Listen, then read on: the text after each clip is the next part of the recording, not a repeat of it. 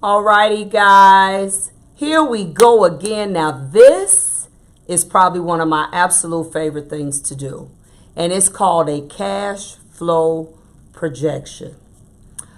Every time I say, you know what, I want to add something to my business, I want to add more retail, I want to buy some new furniture, I want to expand, I want to just thinking of things you could do. I want to redecorate, like maybe paint some walls and repair some stuff, or you may want whatever it is you want to do. The thing that you have to recognize, I've talked a lot, and this is the Money Matters series, guys, because money matters, right? I've talked a lot about being able to do that without taking God alone, because Knowledge by Nikki and Nikki Smith with 1K believes very strongly in debt reduction. I just believe debt reduction is where we need to focus. So I say all the time, you want to add and subtract at the same time. So just think about it. Every time you add 10,000, you want to subtract from somewhere else. So I'm always thinking about doing this with my own money. So if nothing else, I have to pay myself back.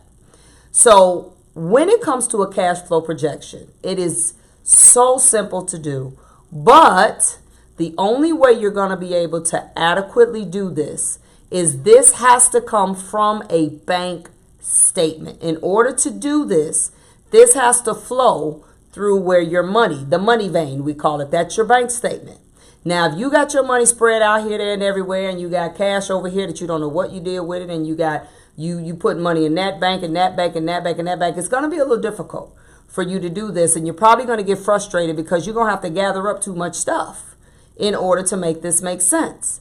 So let me break down for you how a cash flow projection works. It's really, really simple, but this is kind of a month by month thing. If you decide you want to do something with your business, expand, add more services, whatever it is, if you decide this is something you think you need to do and you do not want to get a loan for it, then you need to see where your cash is going to be at the end of the month and the end of that month, the next month, and the next month. So this is how it starts. You have to, first of all, get your bank balance. You have to get that. You know, when it shows on your bank statement, you have deposits. At the top shows everything you put in. Then it has the ending balance. That is what we have to work from, and that's providing you put all your money, cash or otherwise, in the bank. If you don't, you're going to have to gather it up from all these sources, and you're going to have to do the math yourself on adding all the deposits together and then making sure all the actual bank ending balances, you have to add all those up too. So it's just going to make more work for yourself, okay? So this is what we have to do. This is how the average stylist or salon professionals weeks work. We kind of work from week to week. We think from week to week. That's what we do. So we have sales. We obviously have it. And this is just real basic stuff, guys. This is just giving you an example. We know we got more than this to actually go on. We have sales. We have expenses. Then the remainder of that, we're actually going to add to the bank balance. So this is good to start this as soon as the end of 1 month is over, at where you, as soon as you get the bank statement, and then wherever the next month starts. So whatever this is, we're going to add it to this bank balance, okay? This bank balance will actually start down in it. So whatever that is, figure out the sales. You see, we're going to take the expenses off, whatever that remainder is. Let's say it was $500. And then you add that to your bank balance, which might have been another $500. That's the ending. Let me be specific. Ending bank balance. So that's what it says in that last little line.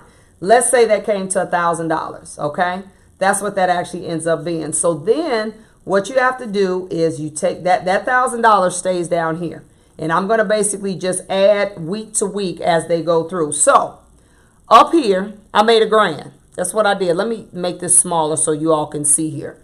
I made $1,000 for that week. That's what I did. I made $1,000. So okay, decent week. I made $1,000. But then I come down here and I got to pay my phone bill. Phone bill due that week, right? So then that makes it $800, right? So then I also got wages. I pay a receptionist or a assistant or whoever I pay, and I pay them the same every week. So then I got to take that, whatever I pay them off of that, which gives me a balance for that week of 300. So then I just add that 300 to what my ending bank balance was, okay? Because that was 500 I had left over from the other month, and then I added that to the 500 that was still in the bank, and that gave me 1,000, okay? So I'm at 1,300 now. I'm like, okay, I got a couple dollars, right? Then next week, week 2, a good week, right? I had made $3,000. It's beautiful. I made $3,000, so I'm doing real good. Made $3,000. Let me move this over so y'all can see here. Made $3,000. But then my cost of goods, which means this is my products, my towels, I had to buy products that week, right? Forgot that, so I had to buy products that week. So that cost me like $800. That's what that cost me. That cost me $800. So now my $800 has to come out of that $3,000, right? Which leaves me with $2,200, correct? So then I go down here and I got these wages I got to take out of there, right? So when I take the wages out, that leaves me with what, 1,800? So then if I do 1,800 plus, is that right? No. So I got 3,000. So this leaves me with 2,200, and then I have to deduct this 500 out, which leaves me with 1,700. Correct. So now I got 1,700 because that was a 500 from the 22.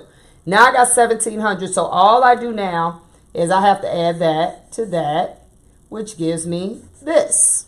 See how easy that is? So I added that to that, which gave me that. Okay, I'm just carrying over is what I'm doing. So I'm like, oh, I got $3,000. I think I'm doing something, right? Because I got $3,000. Then I go week 3, another good week. I made $3,000, right? But then I got to pay rent. I forgot rent's due that week. So then I got to take that off. So that's $2,500, right? $2,500. Then I still got to pay whoever my workers are.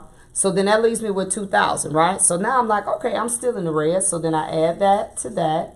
Then I take that, put it over there. Now I got $5,000. I'm like, oh, I got a couple dollars. I'm thinking, oh yeah, this furniture is only gonna cost me about maybe $4,000. So I think I got the money, right? Hold on. Then I go to week 4. Week 4 didn't do as good as week 2 and 3. So then I have $2,000. I made $2,000. Still a decent week. I made $2,000. But then I forgot about a vendor that I gotta pay at the end of the month. That's gonna take up I gotta pay him $3,000. So now I'm actually negative 1,000, right? From that week. Negative 1,000. So then I forgot too. Not only did I have to pay the vendor, but I still got to pay people. So basically, I have to dig back into last week's money to pay them because there's no money within that week to pay them. So then I'm really negative 1,500, right?